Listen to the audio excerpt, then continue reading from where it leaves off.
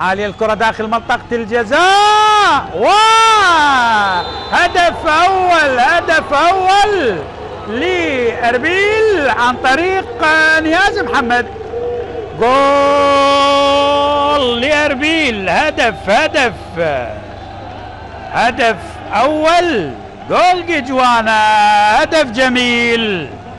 بيروزا الجماهير القليلة طبعا تتابع من البنايات القريبة للملعب. نياز محمد في الوقت بدل الضائع يسجل لهولير الهدف الأول. كنا بحاجة إلى هذا الهدف. الشوط الثاني راح نشوف تتحرك المباراة، راح نشوف مباراة. لاحظ الشيركو داخل منطقة الجزاء، المتابعة، ونياز المدافع، شوف وين الظهير الأيمن، وهدف جميل ولأربيل. اعتقد هيردي سيمنت أحيا هذه الكرة الميتة، وبالتالي هدف لأربيل عن طريق نياز محمد يسجل لهولير لأربيل.